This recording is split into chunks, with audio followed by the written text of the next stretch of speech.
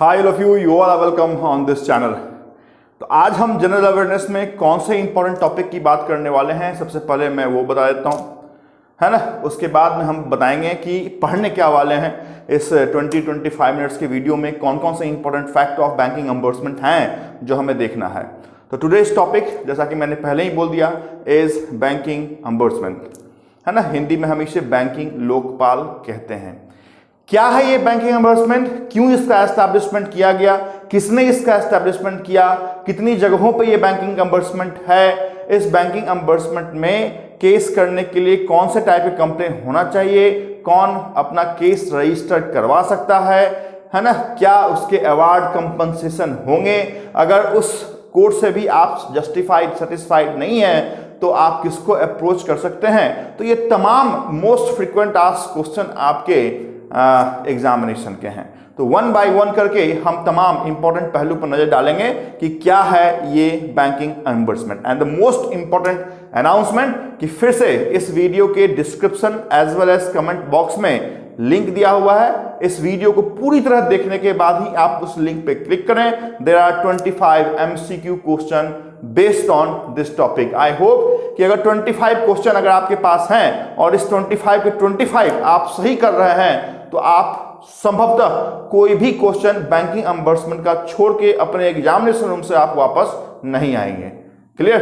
तो पूरी तरह इस वीडियो को देखने के बाद ही आप उस लिंक पे क्लिक करें। शुरुआत करते हैं आपकी आज की क्लास, दैट इज बैंकिंग एम्बर्समेंट। तो जाने आप कि बैंकिंग एम्बर्समेंट आखिर है क्या। तो मैं यहां लिखता हूं कि है क्या है ये। तो बैंकिंग एम्बर्समेंट एक टाइप का फिनेंशियल कोर्ट है। जैसा आपने district court, high court, supreme court का लेयर देखा है, वैसे ही ये भी एक क्या है तो फिनेंशियल कोर्ट है। इस कोर्ट में रजिस्टर्ड अपना कंप्लेन किस टाइप का और कौन कर सकता है तो आप जाने, if there is any financial or non financial dispute between bank and customer. ये जो कोर्ट है, इस कोर्ट को सिर्फ हमने बैंक और उसके कस्टमर के बीच के जो झगड़े हैं, जो आपका काम नहीं हुआ है, उसको निपटाने के लिए हमने इस कोर्ट का निर्माण किया है। तो क्या है, तो मैंने पहले ही बताया, this is type of financial court जिसमें एक कस्टमर कंप्लेन कर सकता है बैंक के खिलाफ कि उसके बैंक के इस काम से इतने का लॉस हुआ है ना, या फिर ये काम नहीं हुआ है। तो आप जाने कि this is a financial court. इस फाइनेंशियल कोर्ट में कौन अपना कस्टमर रजिस्टर कर सकता है, तो ओनली कस्टमर अपना कंप्लेन रजिस्टर कर सकता है। किसके खिलाफ, तो बैंक के खिलाफ। तो ये आपको मालूम चल गया कि बैंक ब्रांच के लिए नहीं है ना। बैंक ब्रांच वाले कंप्लेन नहीं कर सकते हैं या बैंक वाले कंप्लेन रजिस्टर नहीं कर सकते हैं, कस्टमर बैंक के विरुद्ध कंप्लेन रजिस्टर कर सकता है। आखिर जरूरत क्या पड़ी इस कोर्ट की, तो जरूरत पड़ी क्योंकि मैंने पहले ही बताया कि बहुत सारे ऐसे डिस्प्यूट होते हैं जो बैंक और कस्टमर के बीच में होते हैं। इस कारण से अलग से इसकी जरूरत पड़ी, और जरूरत पड़ी तो इसका एस्टैब्लिशमेंट भी किया जाएगा। तो एस्टैब्लिशमेंट किया किसने किया, तो एस्टैब्लिशमेंट आप जाने कि आपकी रिजर्व बैंक ऑफ इंडिया ने इसका एस्टैब्लिशमेंट किया। लेकिन जब रिजर्व बैंक ऑफ इंडिया के साथ आपके IBA भी चॉइस में है तो आप RBI एंड IBA को एक सही आंसर मानेंगे। If IBA is not there in option, go with only Reserve Bank of India. If RBI, SBI, IBA, DICCC separate option हो तो सिर्फ आप RBI पे जाएंगे। लेकिन किसी ऑप्शन में RBI एंड IBA बोथ हो तो go with RBI and IBA both. तो इन दोनों ने मिलकर बैंकिंग एम्बर्समेंट का एस्टैब्लिशमेंट कर दिया। कब किया एस्टैब्लिशमेंट, तो पीरियड आप जाने कि पीरियड कब किया गया है। तो आप जाने कि इस दोनों ने मिलकर बैंकिंग एम्बर्समेंट का एस्टैब्लिशमेंट जून के महीने में किया है और वो ईयर 1995 का था। 1995 में ये एस्टैब्लिशमेंट किया गया। 1995 में एस्टैब्लिशमेंट करने के बाद काम करना शुरू नहीं हुआ। ये जो फंक्शनिंग होने लगी, ये कब से फंक्शनिंग होने लगी, तो जनवरी 1 2006 से ये जो कोर्ट है ये फंक्शनाइड हो गया, मतलब पूरे इंडिया में ये फंक्शन करने लगा। संभवतः हर एक स्टेट के कैपिटल में बैंकिंग एम्बर्समेंट का एक ऑफिस है जहां पे आप कंप्लेंट रजिस्टर कर सकते हैं। तो जैसा कि अभी 28 स्टेट्स है, जम्मू कश्मीर के विलय के बाद 29 स्टेट्स थे, तो दिस बिकम 28 स्टेट ओनली। तो क्या बैंकिंग अम्बोर्समेंट की पूरी जो शाखाएं हैं, पूरा जो ब्रांचेज है वो 28 है? Answer is no. आज के डेट में ये जो बैंकिंग अम्बोर्समेंट पूरे पैन इंडिया में फैला हुआ है, इसकी कितनी ब्रांचेज हैं, या ब्रांचेज आप न कह के कितने ऑफिशियल एस्टैब्लिशमेंट हैं, तो आप जाने कि इसके ऑफिशियल एस्टैब्लिशमेंट कितने हैं, तो 20 है। 20 ही आज के डेट में है। बहुत सारे जैसे नॉर्थ ईस्टर्न स्टेट्स हैं, मिजोरम, मेघालय, आसाम, त्रिपुरा, तो हर एक स्टेट में नहीं है। इसका आंसर आउट ऑफ 28 स्टेट 20 ही जगह पे बैंकिंग अम्बोर्समेंट की आज के डेट में क्या है, तो एस्टैब्लिशमेंट है। जैसा कि मैंने बताया कि जून में उसका एस्टैब्लिशमेंट हुआ, 2006 में उसने काम करने लगा, लेकिन एज पर रिक्वायरमेंट हम क्या करते हैं, तो हम एक्ट में अमेंड करते हैं। तो यहां भी बैंकिंग अम्बोर्समेंट के हमने अमेंड किया है, और लास्ट जो अमेंडमेंट है ना, जैसे आपने संविधान का पढ़ा होगा, कॉन्स्टिट्यूशनल अमेंडमेंट पढ़ा होगा, वैसे ही बैंकिंग अम्बोर्समेंट के एक्ट में भी हमने अमेंडमेंट किए हैं। और लास्ट अमेंडमेंट जो हमने किए हैं वो आज से लगभग 3 साल पहले किया है, 1 जुलाई 2017 में किए हैं। आखिर ये बैंकिंग अम्बोर्समेंट कहां पे लिखा हुआ है? क्या ये आरबीआई एक्ट 934 में है? क्या ये निगोशिएबल इंस्ट्रूमेंट एक्ट 1881 में है? क्या ये बैंकिंग रेगुलेशन एक्ट 1949 में है, या फिर कोई और सा भी एक्ट है? तो आप जाने कि ये जो बैंकिंग अम्बोर्समेंट है, ये जिस एक्ट में लिखा हुआ है वो एक्ट है आपका BRA, बैंकिंग रेगुलेशन एक्ट, और ये एक्ट 1949 का है। और इस एक्ट के क्लॉज नंबर 35A में बैंकिंग अम्बोर्समेंट की पूरी अवधारणा है। तो this is very very important. Under section 35A of banking regulation act 1949 में BO की डिस्क्रिप्शन लिखी हुई है। तो यहाँ पे संभवतः आप कभी कंफ्यूज ना होंगे। 35A is very important section of BRA 1949, जहाँ पे बैंकिंग अम्बोर्समेंट का एस्टैब्लिशमेंट और उसकी कार्यशाला कैसे काम करेगी, क्या है नहीं है, ये सारी अवधारणा लिखी हुई है। ओके, तो यहां तक तो हम पहुंच गए। अभी आप जाने कि बैंकिंग अम्बोर्समेंट में जो चीफ है वो कौन हो सकता है। तो जो हेड है बैंकिंग अम्बोर्समेंट का, वो हेड आपके बैंकिंग अम्बोर्समेंट एक्ट 2006 के सेक्शन नंबर 8 में लिखा हुआ है कि बैंकिंग अम्बोर्समेंट सिर्फ वही हो सकता है जो आरबीआई का वरिष्ठ पदाधिकारी हो, सीनियर ऑफिशियल हो, GM CGM का। तो मैंने सेक्शन नंबर 8 लिखा है, यहां पे सेक्शन नंबर 35A लिखा था। ये 35A बैंकिंग रेगुलेशन एक्ट को डिटरमाइन करता है, और ये सेक्शन नंबर 8 बैंकिंग अम्बोर्समेंट एक्ट 2006 के अंदर आरबीआई का chief senior official of RBI होगा, ईदर GM और CGM से कम का लेवल का नहीं हो सकता है। This is also very important fact to all of you. चलिए, यहां तक तो बात आ गई कि साहब हमने एस्टैब्लिशमेंट कर दिया, इतनी जगह हमने बना दिया, ये अमेंड कर दिया, इस एक्ट में लिखा हुआ है, तमाम सी वो बातें। कस्टमर को बैंक के साथ डिस्प्यूट है। किस टाइप का डिस्प्यूट है? तो मैं बैंक में अकाउंट खोलने गया और बैंक वालों ने मतलब बिना किसी जेन्युइन रीजन से मेरा अकाउंट खोलने से मना कर दिया कि अभी स्टाफ नहीं है, अभी ये नहीं है। या फिर मैं कुछ कॉइन्स लेके गया, बैंक वालों ने वो जो लीगल टेंडर है उसको एक्सेप्ट करने से मना कर दिया। या फिर मेरा कोई चेक था, उसका क्लियरिंग जो according to RBI CTS 48 hours में होनी चाहिए, 8 दिन लग गए। तो ये तमाम फिनेंशियल और नॉन फाइनेंशियल कंप्लेन हैं, जिसका कंप्लेन हम आरबीआई के बनाए हुए इस कोड के अंदर डायरेक्टली रजिस्टर नहीं कर सकते हैं। क्लियर? तो डायरेक्टली रजिस्टर नहीं कर सकते हैं, इसका मीनिंग ये है कि हमें उस ब्रांच को पहले बताना पड़ेगा कि आप मेरे इस कंप्लेन का आंसर दीजिए। अगर वो ब्रांच या वो बैंक 30 दिनों के अंदर आपको एक सेटिस्फैक्टरी आंसर नहीं देती है, तो after 30 days only you are free to knock the door of banking ombudsman. Clear? तो यहां पे आप जाने कि before registering case in banking ombudsman 30 days period is very very very important. 30 days period to whom? To bank.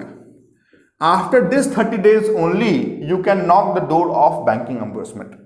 तो चलिए भाई, हमको 30 days के अंदर कंप्लेन का आंसर नहीं मिला या फिर मेरा वो काम नहीं हुआ, तो फिर मैं बैंकिंग एम्बर्समेंट का दरवाजा खटखटा सकता हूं और बोलूंगा कि मेरा ये कंप्लेन है, आप रजिस्टर कर लो।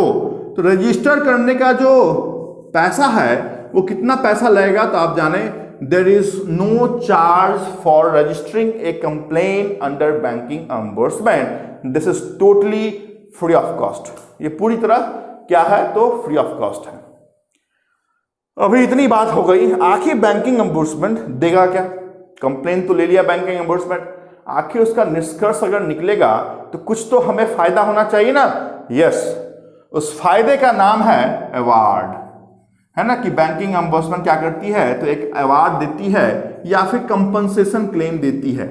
This compensation claim can not be more than 20 lakh rupees. Very very important figure, ये एक नया भी फिगर है, पहले ये 10 लाख था कि मैक्सिमम कंपनसेशन या मैक्सिमम अवार्ड जो बैंकिंग एम्बर्समेंट देती है वो 10 लाख था, बट आज के डेट में ये बढ़ के 20 लाख हो गया है ना। तो आप 20 लाख तक का मतलब कंपनसेशन के लिए क्लेम कर सकते हैं। Your disputed amount may be 1 crore, 5 crore, 10 crore, but bank के इस काम से आपको जो लॉस हुआ है वो 5 लाख का हुआ है, 10 लाख का हुआ है, अप टू 20 लाख का हुआ है, यही आप शो कर सकते हैं। लेकिन जैसे ही आप बोलेंगे कि मेरा जो लॉस है वो 25 लाख का है, मेरा जो क्लेम है वो 25 लाख का है, तो ऑटोमेटिकली आपका जो कंप्लेन है वो डिलीट कर दिया जाएगा, एक्सेप्ट नहीं किया जाएगा। क्योंकि बैंकिंग एम्बर्समेंट ये कहता है कि हम 20 लाख तक की कंप्लेन, 20 लाख तक का ही अवार्ड देंगे और उसी के अंदर तक का हम कंप्लेन लेंगे। This is compensation amount, not disputed amount. Clear? Okay. अभी बैंक वाले या कोई भी इंश्योरेंस कंपनी वाले बार बार आपको फोन करते हैं, बोलते हैं ये प्रोडक्ट ले लो, वो प्रोडक्ट ले लो, बार बार आपको मेंटली परेशान करते हैं। तो उस कंडीशन में, जिस कंडीशन में मेंटली हैरास आपको किया जा रहा है, तो भी आप बैंकिंग एम्बर्समेंट में क्लेम कर सकते हैं, बट वहां पे जो कंपनसेशन का अमाउंट होगा वो अप टू 1 लाख रुपीज होगा, है ना। वहां पर सिर्फ आपको फोन किया गया ना, आपको ये बताया गया, आपको लेटर भेजा गया, तो मेंटली आपको हरास किया गया, तो for mental harassment maximum 1 lakh compensation claim you can register with bank ombudsman. Next, credit card पे आ जाते हैं। क्रेडिट कार्ड के लिए भी आप बैंकिंग एम्बर्समेंट में क्लेम रजिस्टर कर सकते हैं, बट ये जो क्लेम अमाउंट है वो भी 1 लाख से ज्यादा का नहीं होना चाहिए और 12 महीने के अंदर का वो क्या होना चाहिए, तो कंप्लेन होना चाहिए। ऐसा नहीं कि क्रेडिट कार्ड का मामला 5 साल पहले था, अभी आपको याद आया तो अभी आप जाके कंप्लेन कर रहे हैं, ऐसा नहीं होना चाहिए। विद इन 1 फाइनेंशियल ईयर आपका वो डिस्प्यूट होना चाहिए, तो ही आप कंप्लेन रजिस्टर कर सकते हैं। 1 लाख तक का मैक्सिमम अवार्ड वहां भी घोषित किया हुआ है। आखिर इस बैंकिंग एम्बर्समेंट में कौन जा सकता है? मैं गांव में गया और मैंने सूदखोर जो वहां पे होते हैं ना, जो आपके लीगल फिनेंशियल एंटिटी नहीं होते हैं, तो मैं सूदखोर से पैसा ले आया, उसके साथ डिस्प्यूट हो गया, तो क्या उसके लिए मैं बैंकिंग एम्बर्समेंट जा सकता हूं? Answer is no. तो आप किसके कस्टमर हैं तो बैंक का दरवाजा खटखटा सकते हैं? तो आप जाने कि all schedule commercial bank, all schedule commercial bank, cooperative bank, RRB, है ना, ये सब क्या है, तो ये सब बैंकिंग एम्बर्समेंट का भाग है, अलोंग विथ एनबीएफसी। पहले एनबीएफसी नहीं था, बट अभी एनबीएफसी को शामिल कर लिया गया है। If you are the customer of NBFC institution, even though you can register your case under banking ombudsman, but वो एनबीएफसी का जो नेटवर्थ है वो 100 करोड़ से ज्यादा का होना चाहिए।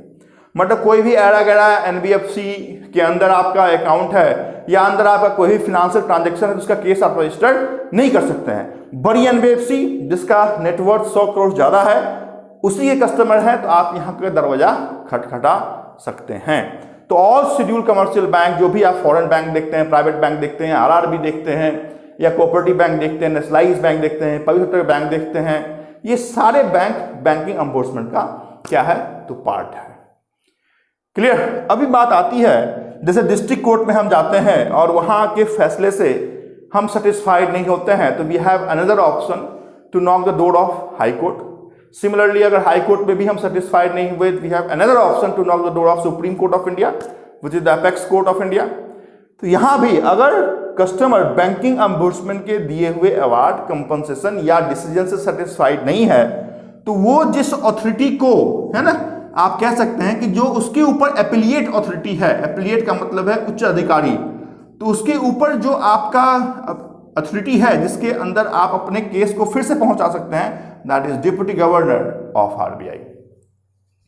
तो ये आप मान के चलें कि बैंकिंग एम्बुड्समेंट का ऊपर का ये कोट है। अगर बैंकिंग एम्बुड्समेंट से आप सेटिस्फाइड नहीं हुए तो you can put your case, है ना, you can refer your case to deputy governor of RBI. This is also important question for all of you. तो इतनी बात अगर आप जानते हैं, starting from the establishment of banking ombudsman by RBI and IBA jointly in June 1995, functioning started from 2006. Last amendment we did on 1st of July 2017, and this is a financial code established for registering a complaint of customer, है ना। इतनी बात अगर आप जानते हैं, है ना, under 1949 BRA banking regulation act section number 35A, है ना। तो आई होप कि कोई भी बैंकिंग एम्बुड्समेंट का क्वेश्चन आपके पास आए तो आप संभवतः एक सही आंसर टिक मार्क करके जरूर निकलेंगे, है ना। Do attempt the test paper, the description, the link of the test is given in the description as well as in comment box. एक बार फिर से आप इन चीज़ों को देख सकते हैं कि कौन कौन से इंपॉर्टेंट फैक्ट हमने लिखे हैं। 25 क्वेश्चन के टेस्ट आपके डिस्क्रिप्शन में दिए हुए हैं, आप अटेम्प्ट करें और अपने आप को एवेल्यूएट करें। तो आज के लिए इतनी ही बात। नेक्स्ट क्लास फिर से हम जनरल अवेयरनेस के किसी इंपॉर्टेंट लेक्चर और टेस्ट पैटर्न के साथ आपके साथ जरूर जुड़ेंगे। Thank you so much for watching this video. Do attempt the description link of test. Thank you so much for watching.